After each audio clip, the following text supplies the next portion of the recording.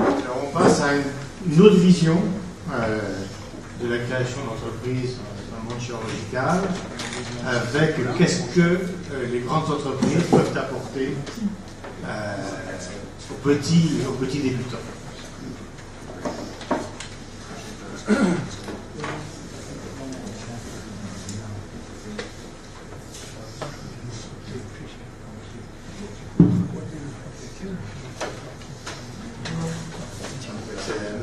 Monsieur le Président, mes chers collègues, je me permets tout d'abord de vous remercier de m'avoir invité et puis aussi de remercier l'Académie de chirurgie de m'avoir admis dans son sein il y a 2 ans, alors que je suis en quelque sorte un chirurgien défroqué, puisqu'il y a à peu près 25 ans, j'ai quitté la chirurgie pour rejoindre un groupe américain qui est dans l'industrie du dispositif médical. Alors c'est à ce titre aujourd'hui que je vais essayer de vous présenter quelles sont les relations en quelque sorte entre un grand groupe multinational, et je vais évidemment prendre l'exemple de la société que je connais le mieux, et un créateur d'entreprise. C'est-à-dire que je voudrais vous expliquer que un grand groupe multinational, ce n'est pas un vautour qui surveille l'évolution du marché et puis qui fond à un moment donné sur une start-up parce qu'elle a, après des années de galère, elle a réussi à développer quelque chose de bien. Il y a des possibilités pour les créateurs d'entreprises de tirer parti de ce que font les grands groupes, et c'est sur ça que je voudrais me focaliser aujourd'hui. Alors, si vous voulez, bon, très rapidement, mon groupe c'est Johnson & Johnson, c'est en termes de chiffre d'affaires, c'est le plus gros groupe mondial. C'est un groupe centenaire, hein, il a 130 ans d'existence, et il opère dans pratiquement tous les pays. Et puis, il comprend 130 000 employés, et c'est qui est une chose assez importante à comprendre pour le reste. Bon, en deux mots, hein, il a 3 secteurs. Un secteur pharmaceutique qui est le plus important, qui fait 45% de chiffre d'affaires. Un secteur qui s'appelle le Medical Device, avec 2 grosses sociétés. Hein, pour les chirurgiens viscéraux, c'est Ethicon, et pour les chirurgiens orthopédiques, c'est les 2 Synthes. Et puis, il y a une 3e partie qui est la moins importante. C'est la partie qui concerne tous les produits grand public, pour les bébés, les dentifrices, les crèmes à bronzer et toutes ces choses-là. Alors, comment ça se passe, cette innovation au sein de Johnson & Johnson? Elle est résumée un peu dans ce plus, qui est incompréhensible pour vous, j'imagine. 4 éléments de plus qui sont indispensables ensemble. Le premier, GLADS. Ça, je vais vous en reparler, c'est la partie incubateur. C'est qu'est-ce qu'on fait en termes d'incubation. La deuxième, plus originale à ce groupe, c'est ce qu'on appelle les Johnson & Johnson Innovation Center. Je vais aussi vous le détailler. Les 2 autres, on va un peu les oublier. Johnson Business Development, qu'est-ce que ça veut dire? C'est, par exemple, au sein d'Ethicon, ma société, quand ce sont des gens qui travaillent pour Ethicon et qui vont être en charge de réaliser les licences, les acquisitions. Et puis, il y a Johnson & Johnson Development Corporation, ça c'est un peu les grands argentiers, donc c'est pas quelque chose qui est très intéressant, c'est les gens qui eux, vont gérer le budget qu'a alloué la société, à la direction de la société, à allouer les sommes d'argent, et eux vont faire en sorte de gérer ça. Mais ce qui est le plus important, donc, si on se focalise sur notre sujet, la première chose sont les Johnson & Johnson Innovation Center. Ça, c'est une chose assez récente, c'est quelque chose qui a été créé il y a quelques années, et qui, en quelque sorte, part d'un principe. Le principe, c'est qu'il faut que n'importe quel innovateur dans le monde, lorsqu'il veut s'adresser à Johnson & Johnson, puisse éviter de galérer en ne trouvant jamais la bonne personne à qui parler. Donc la vocation, ce sont des points centraux où un inventeur, une start-up, peut aller et va recevoir un accueil favorable. On en a 4 de ces Innovation Centers. Un est en Californie, à Menlo Park, un autre est à New York, un autre à Boston, et enfin un autre à Shanghai, mais celui qui est en Europe est à Londres. Donc, l'Innovation Center européen est à Londres. Alors, quel est le but de cette affaire?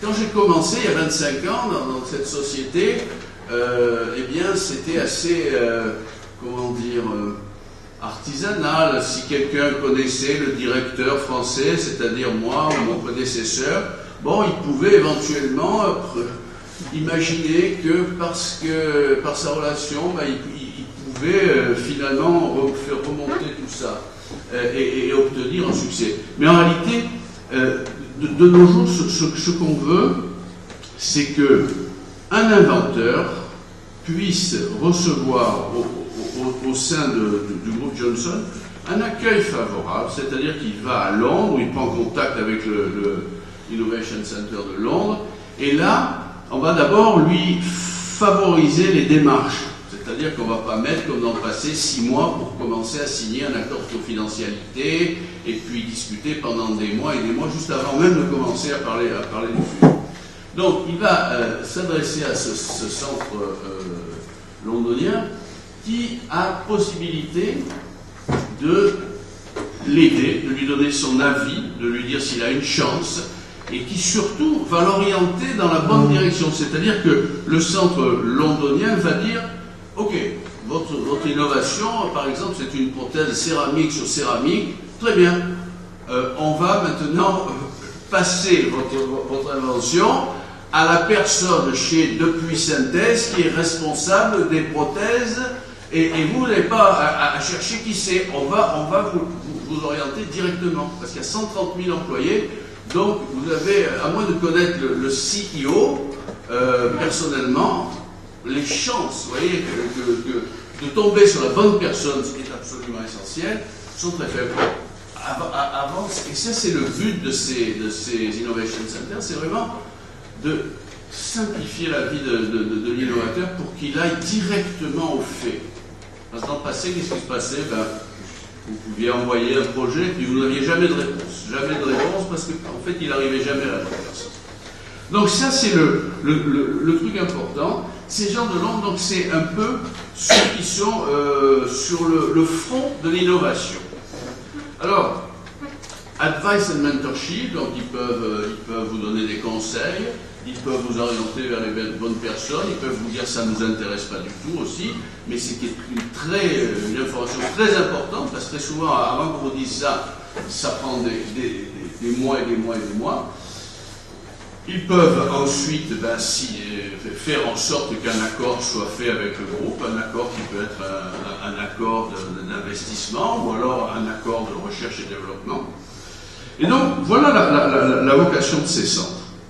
Alors, ce sont des gens à qui, bien sûr, ils ont chaque secteur, des 3 secteurs que je vous ai décrits, leur donne des aires d'intérêt stratégique.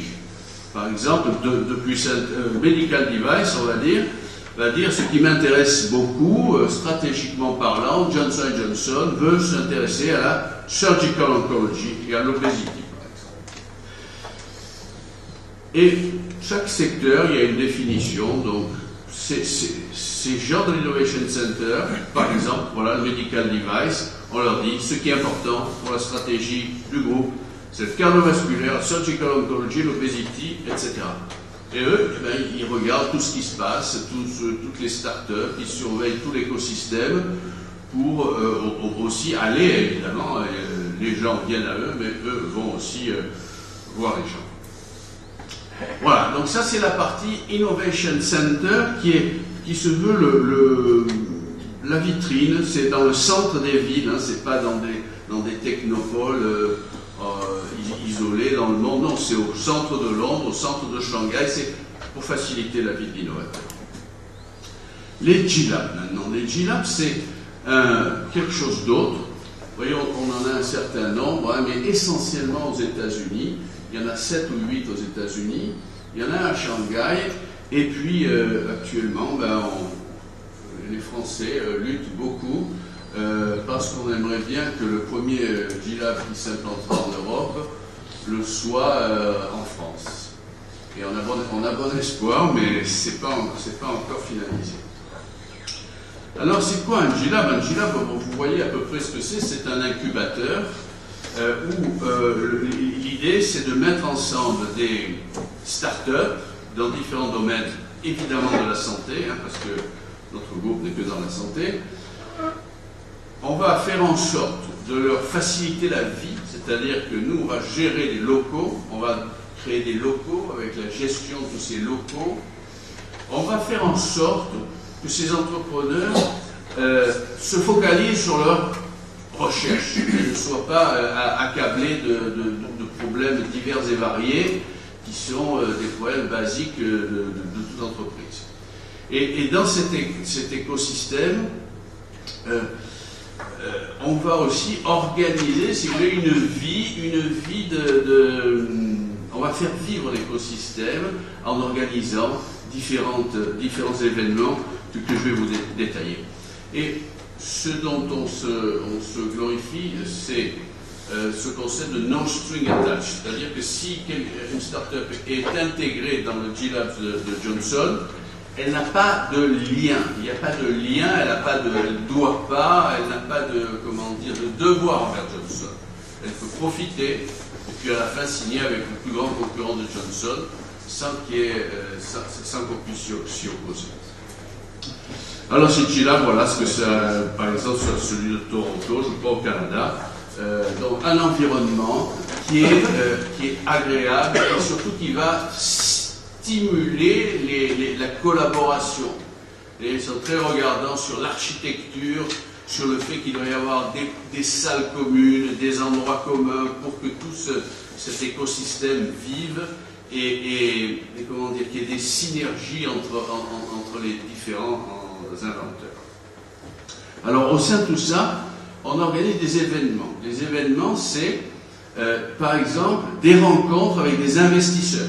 C'est-à-dire que Johnson, évidemment, connaît beaucoup d'investisseurs de toute nature, et on va mettre en contact ces startups avec ces investisseurs.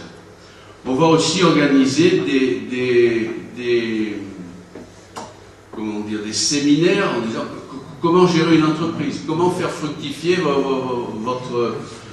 votre travail, parce que ça, c'est, par exemple, les Français ne sont pas très bons, on a beaucoup d'idées, mais on n'arrive pas souvent à en tirer parti. Des rencontres, par exemple, Fondation Bill et Melinda Gates. Voilà le genre d'événements, si vous voulez, qu'on multiplie pour faire en sorte que cet écosystème vive et soit, positif. Alors, le critère de sélection pour ça. La start-up soumet un dossier non confidentiel. Il y a un comité de sélection. Le comité de sélection, ça par contre, c'est Johnson. Le comité de sélection est centralisé et c'est Johnson. On notifie si on accepte ou si on rejette. Et il y a quatre éléments qui comptent pour la sélection. La première, bien sûr, c'est est-ce que la science et la technologie qui est présentée est intéressante. La deuxième, c'est est-ce qu'elle s'adresse à un besoin médical qui est important. La troisième, c'est est-ce que cette société est-ce qu'on pense qu'elle va remplir ses obligations financières. Et enfin, est-ce que l'équipe est crédible. Voilà, alors si vous voulez, quel est le résultat de ces G-Labs qui ont été créés il y a quelques années? Eh bien, en quelques années, c'est pour vous montrer que c'est important pour un grand groupe quand même, c'est qu'on a hébergé 312 entreprises au niveau mondial. Ces entreprises, ça c'est important que vous le compreniez, c'est une diapo qui vous montre d'où elles viennent. Alors le point central est aux États-Unis, puisqu'il y a un comité qui décide de l'admission ou pas. Mais vous voyez qu'elles viennent du monde entier. C'est pas réservé, on va dire, aux start-up américaines, loin de là, puisque évidemment le concept de l'innovation, ce n'est pas Alors ça, c'est une diapo pour montrer quels sont, dans un groupe qui s'intéresse qu'à la santé, les domaines où on a hébergé des startups. Oncologie, numéro 1, mais c'est oncologie médicale, c'est plutôt de la pharmacie. En fait, si vous regardez la partie chirurgicale, c'est un peu le parent pauvre quand même. On trouve General Surgery, mais qui doit être en 10e position, orthopédique, c'est en 15e position, cardiovascular device, surgical oncology. Si vous voulez, il y a plus d'hébergement pour la partie pharmaceutique ou alors health tech, grand public, on va dire, les objets connectés, tout ça. Pour vous, alors qu'est-ce qu'il faut faire pour être admis dans un de ces G-Labs? Vous voyez, 30% de la taille. La taille, c'est pas des sociétés déjà qui ont comme celle de Pierre Moser qui a levé 15 millions. Non, ce sont des sociétés de moins d'$1 million et 45% d'entre elles avaient 1 ou 2 personnels plein temps. Et on est assez fiers de nous puisque on a 80% de ces sociétés qui sont toujours dans le business ou qui ont été acquises, ce qui est un chiffre énorme parce que normalement c'est plutôt l'inverse, hein, c'est plutôt 20% qui survivent à 5 ans. Et pour vous dire le concept du no string attached, il y a sur 9 milliards de dollars ont été apportés pour financer ces 312 startups, mais à la fin finalement elles ont signé des accords avec toutes sortes de sociétés, hein, et vous voyez, toutes ces sociétés, c'est des sociétés en dehors du groupe Johnson qui ont signé des accords avec des startups qui ont été hébergées par Johnson.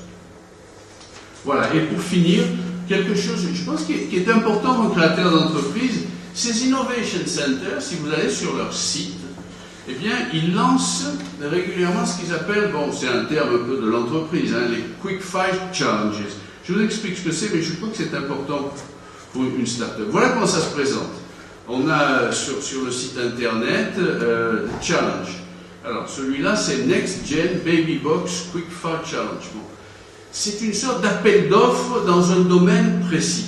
Ça pourrait être, vous voyez, une maladie particulière, un traitement particulier. Bon, là, en 2 mots, on offre $350 000 à une société qui nous donnera la meilleure innovation dans le domaine de la baby box. Je vous explique ce que c'est, je l'ai pris sur notre site. Hein.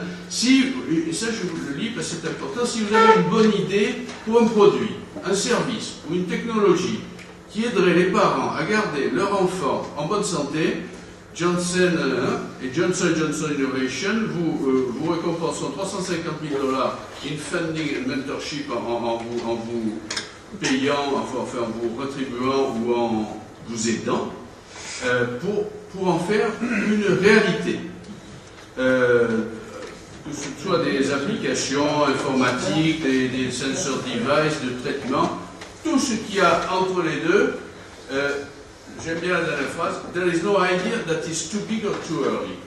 Ouais, souvent on dit les grosses sociétés, c'est des gens, bon, ils s'intéressent quand la société vaut $50 millions, avant c'est même pas la peine de discuter avec eux.